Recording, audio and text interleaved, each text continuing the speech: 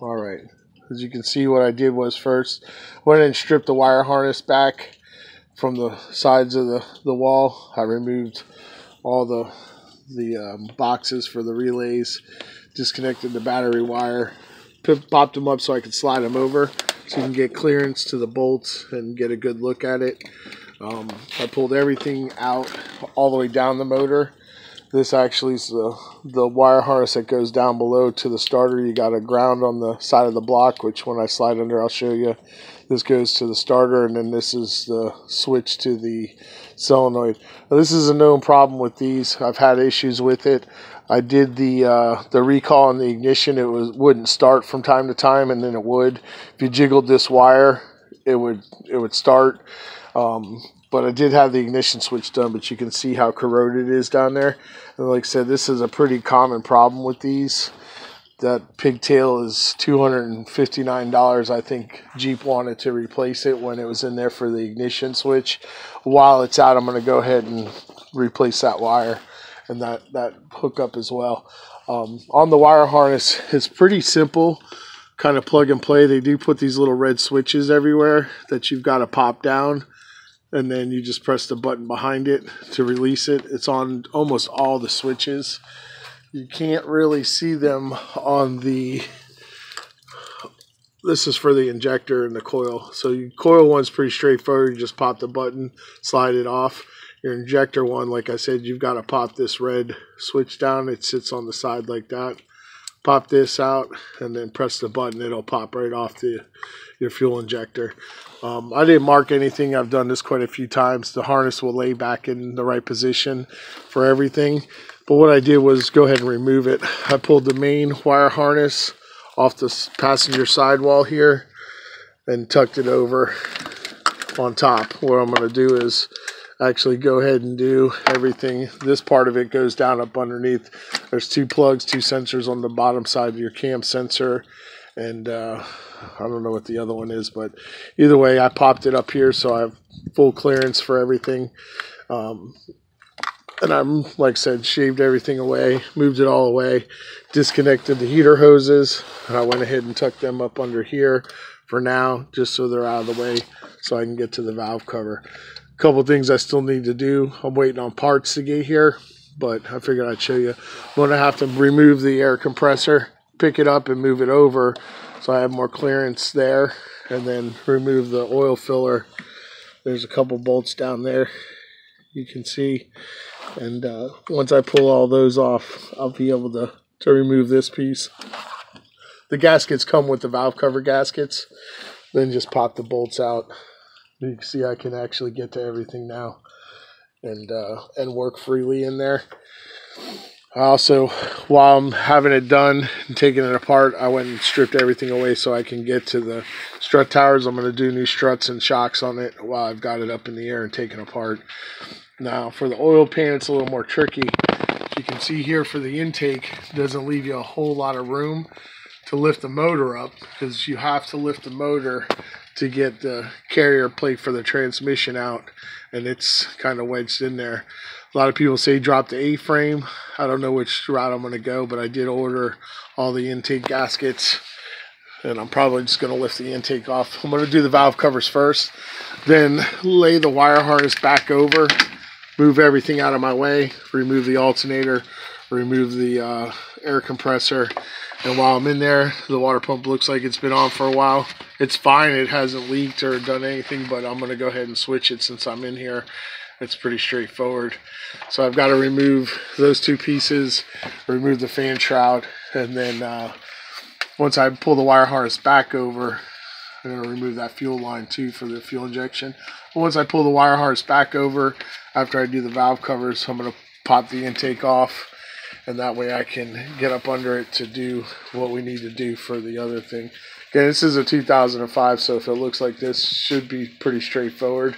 The oil pan, you would think you could get it done, being that it's a two-wheel drive, so you don't have any of the front drive components to worry about, but that's not necessarily the case here, and I'm going to show you why.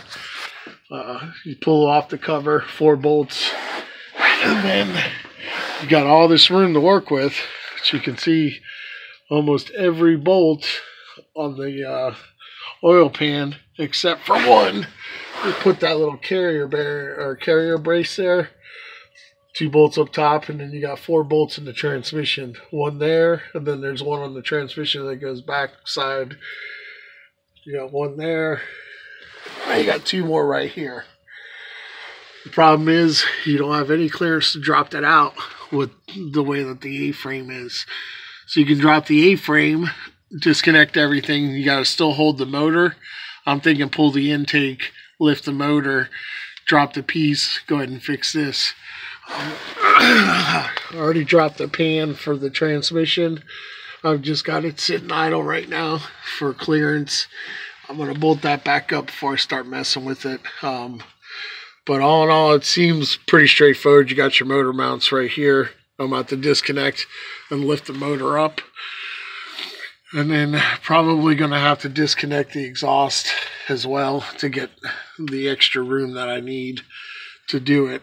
But that is the problem with this one. This one has the Mercedes transmission with the 6 bolts in the pan, which is great. You know, transmissions for Mercedes, you know, they usually don't go out, but it's a little bit of over-engineering as far as that plate and not being able to get it out. So I've decided to tackle it myself versus paying a whole bunch of money to take it to a half-wit mechanic who's going to break the same stuff I'm going to break, and I'm going to pay him to do it. I'd rather save the money and go ahead and replace the parts. Plus, I'm big on if it doesn't look right, it's not going back on. And that's why I kind of decided to go ahead and tackle the whole thing. As far as for the wire harness, you've got a sensor there. It'll hook up to the block, hold the wire harness there. You've got a sensor straight up there that plugs in. And then you pull that part of the pigtail up.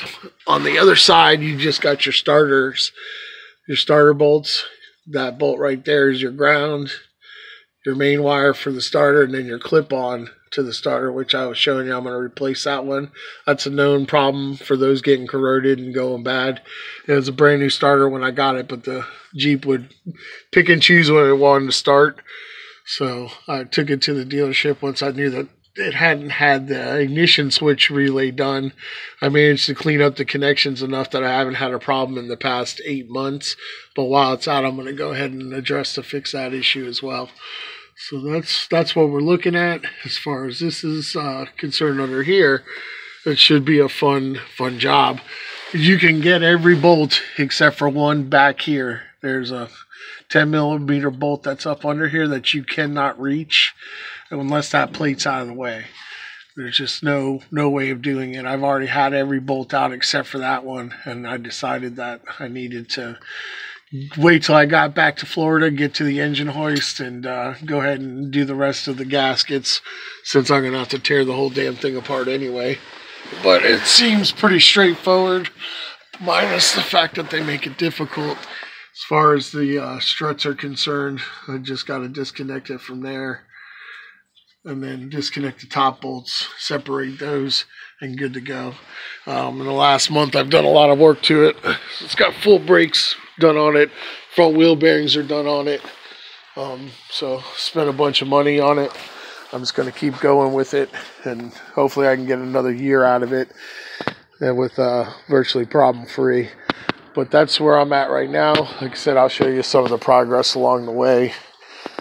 Come over to this side and just show you. I went ahead and lifted up all the wire harnesses and boxes here so you could get the clearance, because when they're tucked down there, you can't really get to the valve cover bolts. So by pulling it up, you can. I'm also going to have to probably disconnect the steering shaft when I go to move it, because I might have to drop the A-frame too. And that's kind of why I'm doing the video for us, because there wasn't a whole lot that showed you anything, you know, exactly how it's done. Like I said, you don't have 2 inches of clearance. I don't think that's going to be enough to lift it without taking the intake off. I don't feel like cutting all the insulation out like some of the guys have done, so I'm going to try to do it the right way. We'll see what happens.